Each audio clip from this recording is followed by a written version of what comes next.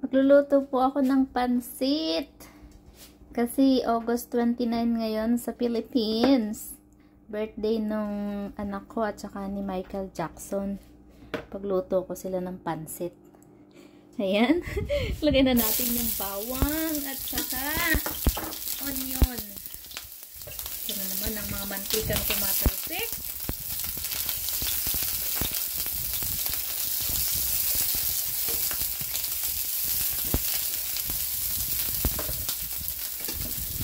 Yan, next natin ang chicken.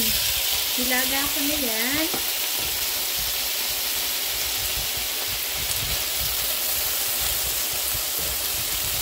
Sangkot sa lang natin. Ilagyan natin ng toyo yung ating chicken. And then, paminta.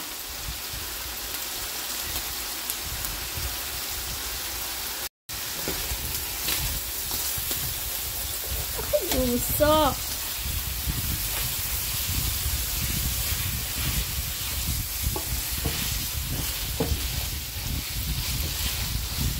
Pansit ang paboritong lutuin sa birthday yan.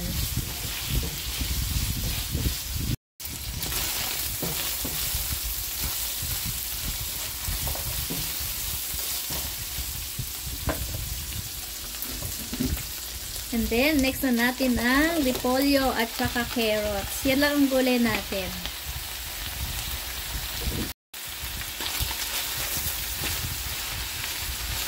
Malaki ng hiwa, diba? Malaki ng gayat ng repolyo natin. May style ni Mama El.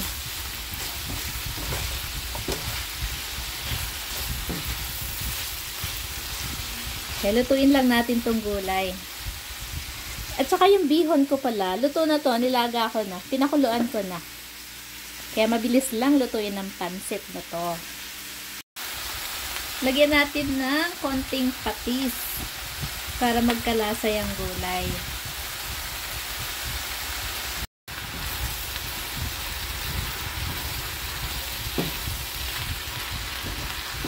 Amoy patis. Patis nga.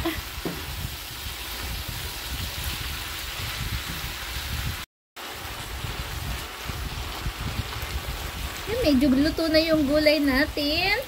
So, lagyan natin ng sabaw na pinaglagaan ko ng chicken. Konti lang. Ganyan lang. And then, lalagay na natin tong bihon. Lagyan natin ng space sa gitna.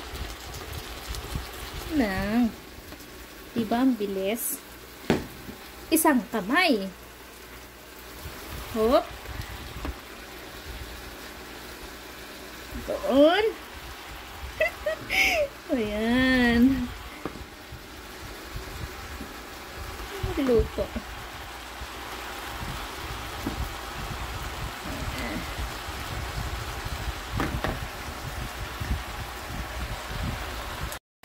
Then, saka natin lagyan uli ng toyo itong bihon. Saka halu-haluin para magkakulay yung bihon. Bihon.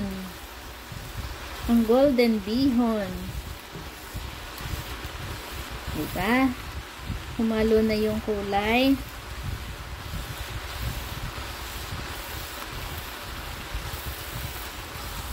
Kulayan na ba lahat? Yan, saka natin. Parang hindi pa yan. Pero okay na yan. Then, halu-haluin na natin kasama ng gulay.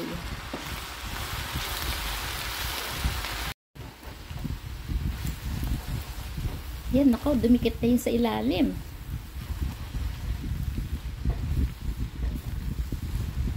Yan, ang pansit. Pansit sa my birthday. Happy birthday. Kain tayong pansit. Luto ni Mama A. Yan.